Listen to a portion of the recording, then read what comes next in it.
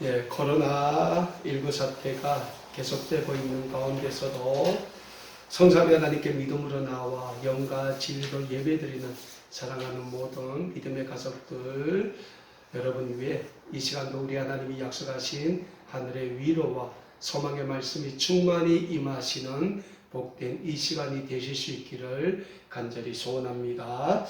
오늘 우리가 읽은 본문 말씀인 신약성경 디모데후서 3장 15절에서 17절의 말씀으로 성경은 우리에게 왜 생명의 양식이 됩니까? 라는 제목으로 하나님의 말씀을 함께 배우는 시간을 가지려고 합니다. 우리가 다 알고 있는 것처럼 이 세상에는 수많은 베스트셀러라고 불리는 책들이 있어요. 자, 베스트셀러라면 적어도 한 100만 권 이상 팔리는 책들을 우리가 베스트셀러라고 하지요. 그런데 그 많은 베스트셀러 중에서 가장 우뚱가는 베스트셀러가 무슨 책이냐 하니까 성경이라는 거예요. 제가 오늘 성경 준비하면서 인터넷으로 찾아봤습니다. 도대체 이 성경이 지금까지 몇 권 팔렸냐 하니까 인터넷에서 찾아보니까 55권 55권이 넘는 성경책이 전 세계에서 팔렸다고 합니다. 지금도 해마다 성경은 1억 권 이상씩 팔린다고 해요. 그리고 수많은 민족의 언어로 제일 많이 번역된 책도 다름 아닌 성경책이라고 합니다. 자, 우리 사회주의 국가들, 공산국가라고 할 때 뭐 중국을 들 수 있죠? 러시아 들 수 있습니다. 저 러시아는 못 가봤는데 중국에 가니까 중국의 호텔에도 그 서랍에 성경이 있더라고요. 그러니까 형식적이겠죠. 그래도 불구하고 중국도 사회주의 국가, 기독교를 얼마나 박해합니까? 그럼에도 불구하고 구국가에도 호텔 방에 성경은 무조건 비치되어 있더라라는 사실이죠. 자, 이렇게 전 세계적으로 가장 팔린 성경, 전 세계적으로 우뚱가는 베스트셀러인 이 성경을 통해서 우리는 성경이 가지고 있는 위대함, 그 영적인 위대함을 우리는 다시 한번 깨달을 수 있게 된다는 거죠. 자, 그러면 성경이 왜 이렇게 전 세계적으로 가장 위대한 책, 가장 많은 언어로 번역되어 있으며 그럼에도 불구하고 가장 많이 지금도 팔리고 있는 책이 성경이 될까? 그 이유가 어디에 있겠습니까? 오늘 우리가 읽은 본문 말씀인 신약성경 디모데후서 3장 15절에서 17절의 말씀이 명확하게 말씀해주고 있다는 사실입니다. 자, 오늘 본문 말씀인 디모데후서 3장 15절에서 17절의 말씀을 제가 다시 한번 읽어드립니다. 또 어려서부터 성경을 알았나니 성경은 능히 나로 하여금 그리스도 예수 안에 있는 믿음으로 말미암아 구원에 이르는 지혜가 있게 하느니라. 모든 성경은 하나님의 감동으로 된 것으로 교훈과 책망과 바르게 함과 의로 교육하기에 유익하니 이는 하나님의 사람으로 온전하게 하며 모든 선한 일을 행할 능력을 갖추게 하려 함이라 라고 우리에게 말씀해주고 있습니다. 그렇습니다. 사랑하는 여러분, 성경은 우리로 하여금 예수 그리스도를 통하여 하나님이 주시는 영생의 삶을 알게 하는 지혜가 담겨져 있으며 우리로 하여금 하나님의 구원의 백성은 어떻게 살아야 하는지에 대하여 잘 말씀해 주고 있는 생명의 양식이 된다는 사실을 우리는 잊지 말아야 합니다. 무엇보다 성경 말씀, 우리는 성경 말씀을 통해 하나님이 어떤 분이신가에 대해서 잘 알 수 있습니다. 왜서입니까? 그것은 하나님이 성경을 통해서 우리에게 하나님이 어떤 분이신가에 대해서 말씀하고 있기 때문입니다. 그래서 우리는 성경은 하나님이 우리에게 주신 최고의 선물이라고 늘 고백하고 있는 것입니다. 그렇습니다. 성경은 우리를 향하신 하나님의 구원에 관한 지식이 기록되어 있는 책입니다. 오늘 본문 말씀이 디모데후서 3장 15절에서 사도 바울은 자기의 영적인 아들이자 영적인 제자인 디모데에게 이렇게 말씀하고 있습니다. 또 어려서부터 성경을 알았나니 성경은 능히 너로 하여금 그리스도 예수 안에 있는 믿음으로 말미암아 구원에 이르게 하는 지혜가 있게 한다라고 말씀하고 있습니다.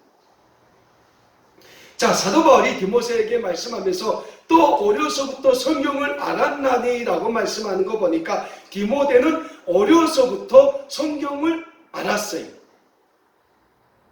디모데의 어머니 유니게로부터 디모데는 어려서부터 하나님에 대해서 알았다는 거예요. 성경을 알았다는 거예요.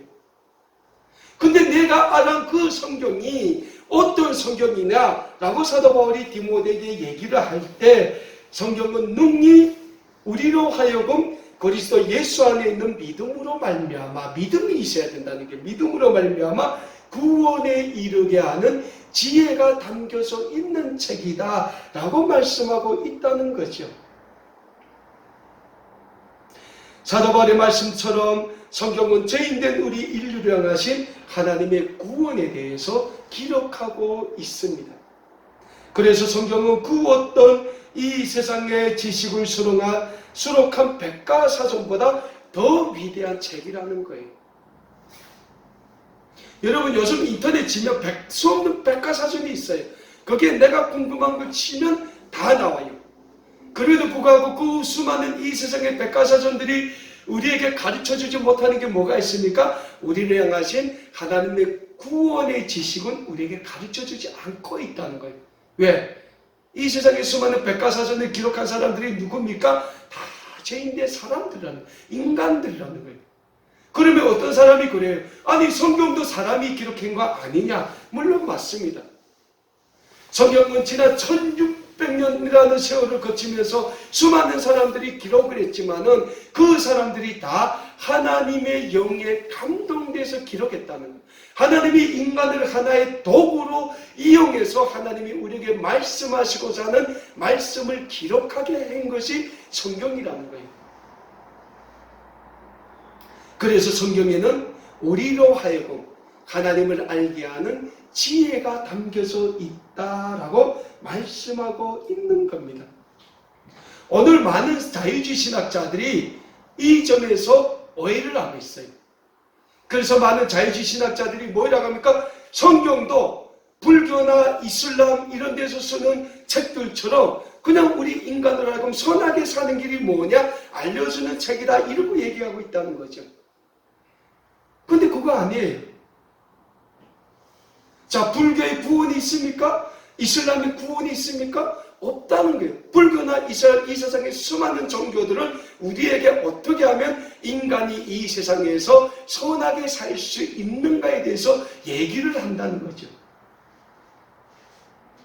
오직 예수 그리스도의 그 십자가를 통하여 우리에게 구원을 주시는 하나님의 구원의 지혜를 담은 책은 오직 이 세상에 성경책 하나밖에 없다라는 사실을 우리는 잊지 말아야 합니다. 자, 우리가 성경을 간단히 이렇게 알고 있으면 제일 간단해요. 구약 성경은 하나님께서 이 땅에 구원의 메시아로 보내주실 예수 그리스도에 대해서 예언한 책이 구약 성경이다.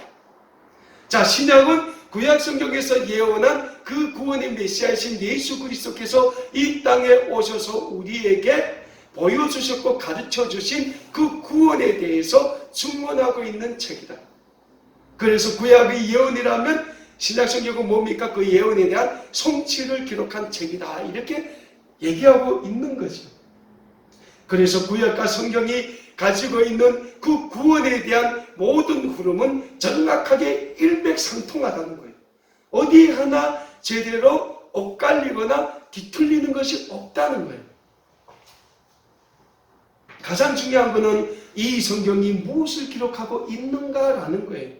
여러분, 성경은 우리에게 누구를 가르쳐주고 있습니까? 성경은 우리에게 하나님이 예수 그리스도를 통하여 영원한 생명, 하나님의 구원의 길을 알려주기 위해서 기록한 책이다라는 걸 우리에게 알려주고 있다는 거예요.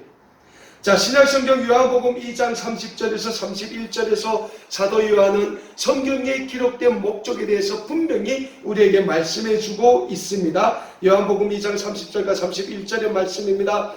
예수께서 제자들 앞에서 이 책에 기록되지 아니한 다른 표적도 많이 행하였으나 오직 이것을 기록하면 너희로 예수께서 하나님의 아들 그리스도이심을 믿게 하려 하며, 첫째 뭡니까? 우리로 하여금 예수께서 하나님의 아들임을 믿게 하려 한다는 거예요.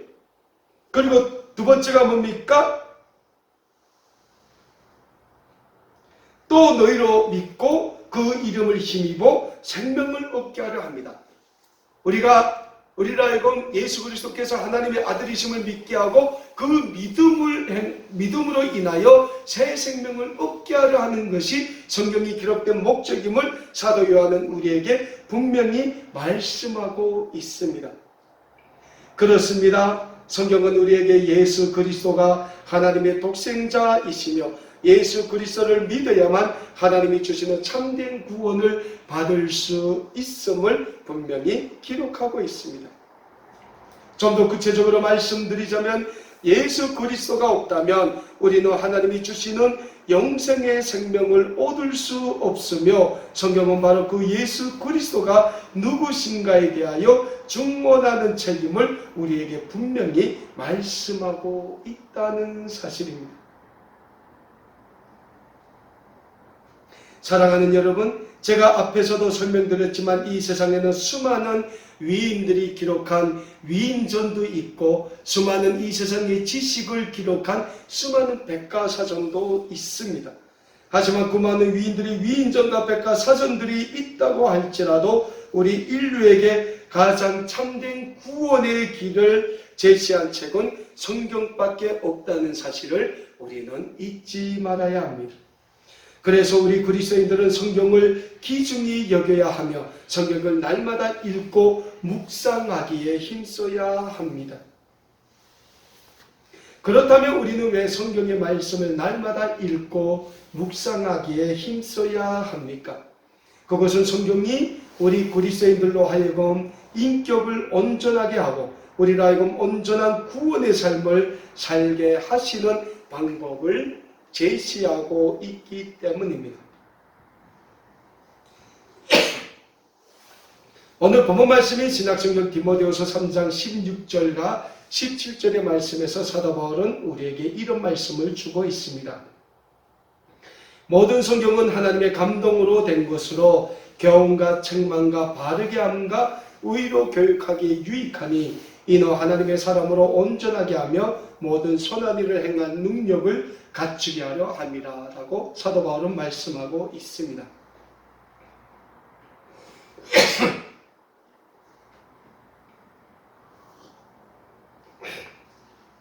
전 세계적으로 백화점의 왕이라고 불리우는 미국의 존 와너메이커라는 사람이 있었습니다.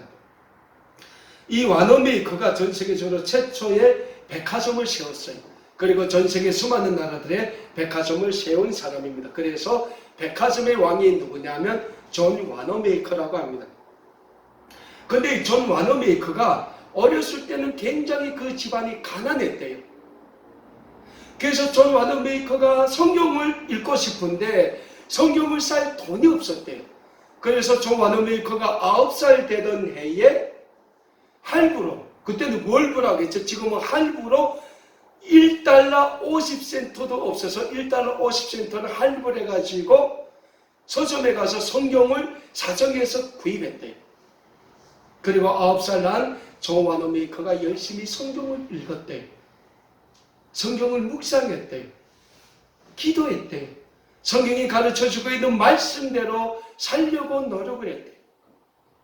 그렇게 장성한 존 와너메이커가 사업을 했습니다. 그 사업이 하나님의 축복 아래서 번성했어요. 그래서 최초의 백화점을 지었어요. 그 백화점에서 나오는 이익을 가지고 존 와너메이커는 주일 아침마다 밥을 주는 선교회라는 선교회를 묻고 미국에서 그때 가난해서 주일날 배고파서 교회 못 가는 사람들에게 지금 말하면 밥퍼죠. 밥을 주는 선교회를 만들었대요. 그리고 그 백화점에서 나오는 이익을 전부 그 미국의 가난한 사람들에게 밥을 내주는 그 선교 사업에 다 투자했다는 거예요. 그걸 통해 가지고 또 존 와너메이커는 그 시대에 미국 사회에서 굉장히 존경받는 인물로 소개됐어요. 당시 미국의 대통령이었던 벤자민 해리슨 대통령이 미국의 23대 대통령인데, 이 대통령이 존 와너메이커에게 이런 제안을 했다고 합니다. 존 와너메이커 씨, 우리 연방정부의 재신부 장관직을 맡아주십시오 라는 제안을 했대요. 이 와너메이커가 기도하는 가운데 다시 벤자민 해리슨 대통령에게 이런 제안을 역제안을 했다고 합니다. 내가 재신부 장관을 하면 매주 토요일과 일요일마다 내가 섬기는 교회에 가서 예배드리고 섬기게 해주십시오. 아무리 정말 바쁜 일이 있어도 매주 토요일 일요일은 나를 찾지 말아주십시오. 그러면 내가 재신부 장관직을 수락하겠습니다. 그리고 벤자민 해리슨 대통령이 존 와너메이커의 그 제안을 수락을 했대요. 그래서 이 존 와너메이커가 그 벤자민 해리슨 대통령 그 연방정부에서 재신부 장관을 하는 동안 단 한 번도 토요일 주일날마다 교회에 가서 예배드리고 주일학교 섬기고 주일 아침마다 밥을 주는 선교의 사역을 끊임없이 한 번도 안 빼놓고 해나갔다는 거예요. 어느덧 존 와너메이커가 나이가 들어서 이제는 생을 마감할 때가 됐습니다. 많은 사람들이 존 와너메이커를 찾아와서 이런 질문을 했다고 합니다. 선생님은 어떻게 그렇게 훌륭한 기독교인, 훌륭한 인물, 훌륭한 공직자로 살아갈 수 있었습니까? 라고 물었답니다. 그 물음에 존 와너메이커는 늘 이런 대답을 했다고 합니다. 나는 지금까지 살면서 수많은 물건을 구입했습니다. 아마 내가 지금까지 살면서 구입한 그 물건을 구입한 돈을 세자면 아마 그 돈이 엄청난 금액일 겁니다. 그렇게 많은 물건을 구입했음에도 불구하고 지금까지 내 삶에 있어서 가장 귀중한 물건이 하나 있습니다. 그 물건은 다름 아닌 내가 9살 때 $1 50센트를 주고 산 성경책이다. 그 성경책이 있었기 때문에 나는 오늘까지 단 한 번의 실수도 없이 오늘 여기까지 살아올 수 있었던 것입니다. 라고 존 와너메이커가 답변을 했다고 합니다.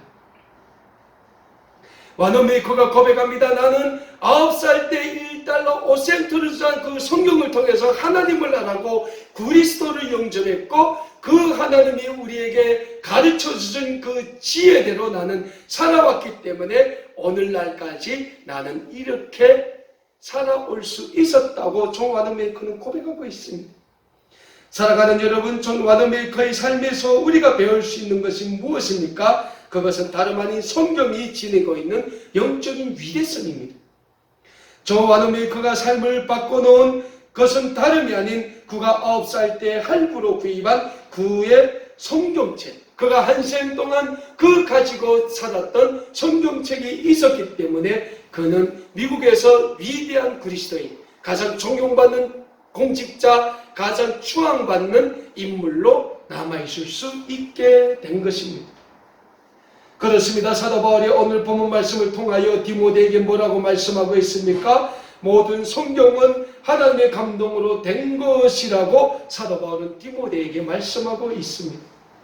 그리고 하나님의 감동으로 기록된 성경에는 우리로 하여금 우리의 삶에 있어서 어떻게 사는 것이 구원받은 하나님의 백성으로 사는 삶인지에 대해 교훈해주고 책망해주고 있으며, 이를 통하여 우리가 하나님의 사랑으로 온전하게 하며 모든 선한 일을 행할 능력을 갖추게 하려 한다고 사도 바울은 분명히 말씀하고 있습니다.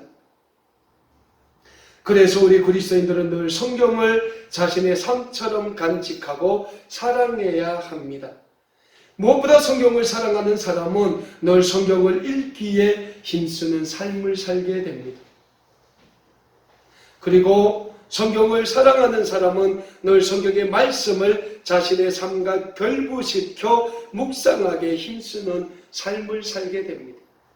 그리고 성경을 사랑하는 사람은 그 성경의 말씀대로 이 세상에서 하나님의 구원받은 백성으로서의 그 삶을 살기 위하여 힘쓰는 사람들입니다.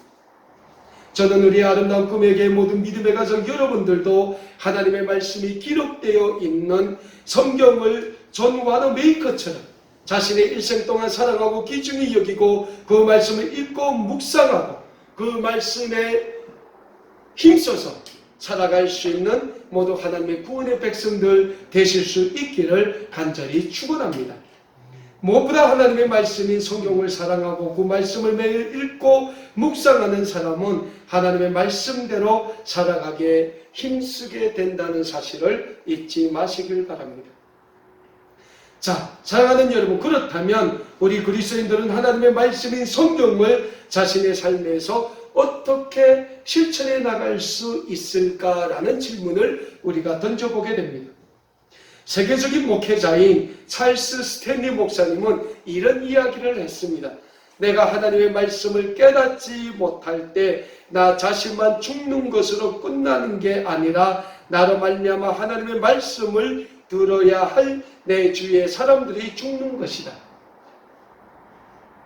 자, 찰스 스탠리 목사님의 얘기에서 우리는 성경을 대하는 그리스도인의 자세가 얼마나 중요한가에 대해서 깨닫게 될 것입니다.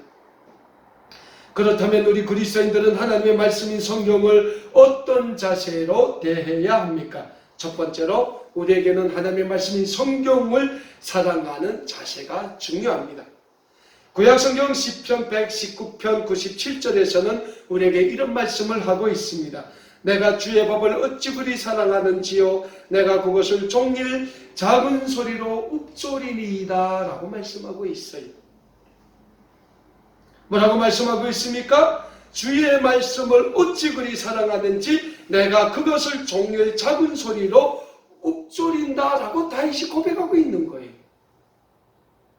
우리가 주의 말씀을 사랑할 때만이 주의 말씀을 우리가 날마다 시간마다 읊조릴 수 있다는 거예요. 읽을 수 있다는 거예요. 사모하는 마음이 중요하다는 거예요. 두 번째로 뭡니까? 그 읽은 하나님의 말씀을 가지고 묵상하는 자세가 중요하다는 거예요.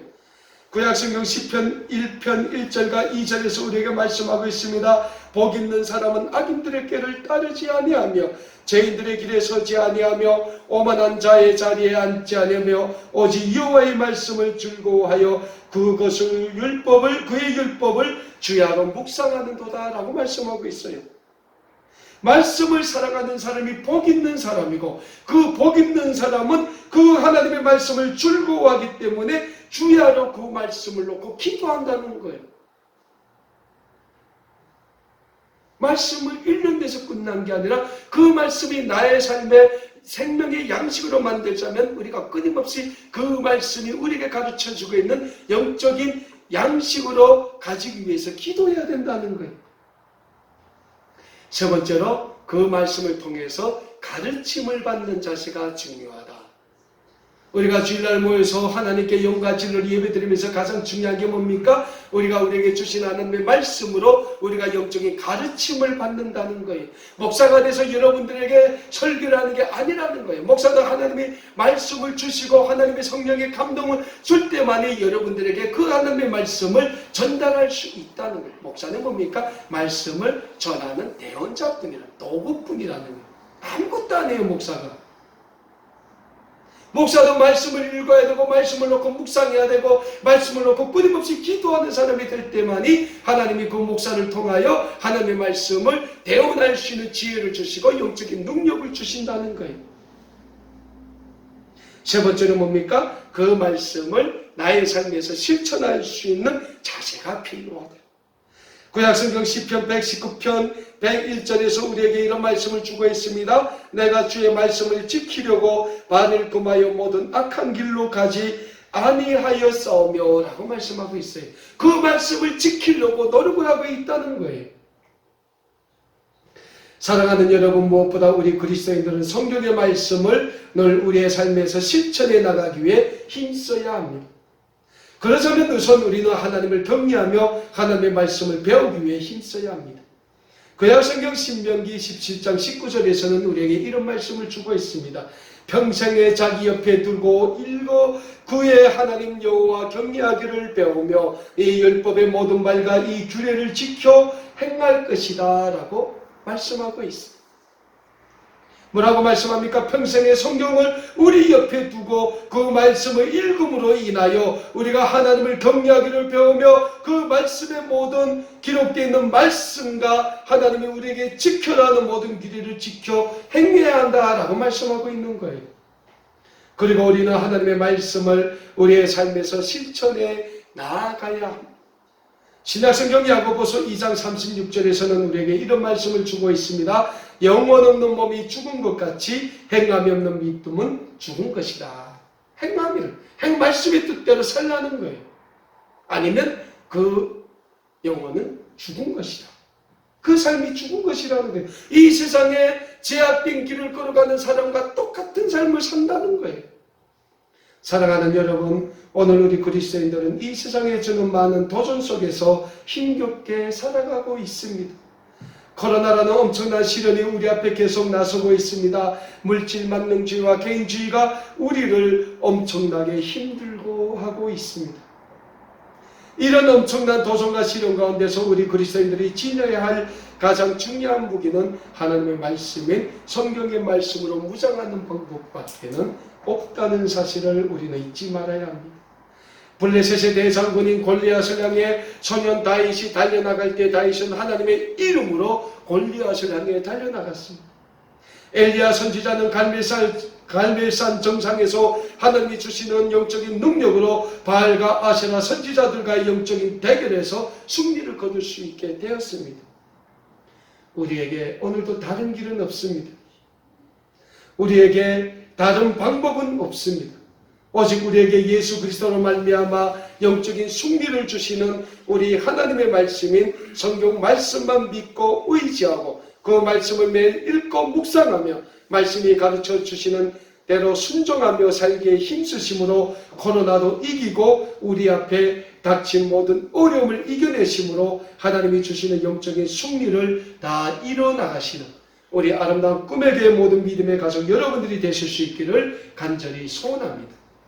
우리가 내일부터 금요일까지 특별 새벽 기도를 합니다. 새벽 6시부터 우리가 이 자리에서 지난 1년 동안 우리에게 주신 하나님의 은혜를 우리가 생각하며 또 다시 우리가 1년 동안 하나님 앞에서 걸어가야 될 그 믿음의 삶을 우리가 계획하면서 우리가 시편 말씀으로 우리가 은혜 받는 시간을 가집니다. 말씀을 사랑하는 마음으로 그 말씀을 묵상하는 마음으로 그 말씀대로 살기를 행하는 마음으로 우리가 결단하는 마음으로 한 주간 우리가 계속될 특별 새벽 기도에 우리가 다 참여하심으로 또 그 새벽 기도를 통하여 우리에게 주시는 하나님의 놀라운 말씀의 은혜를 다 받고 다시 한번 하나님 앞에 믿음으로 나와 결단하시는 우리 모든 믿음의 가족 여러분들이 다 되실 수 있기를 다시 한번 우리 주님의 이름으로 간절히 축원합니다.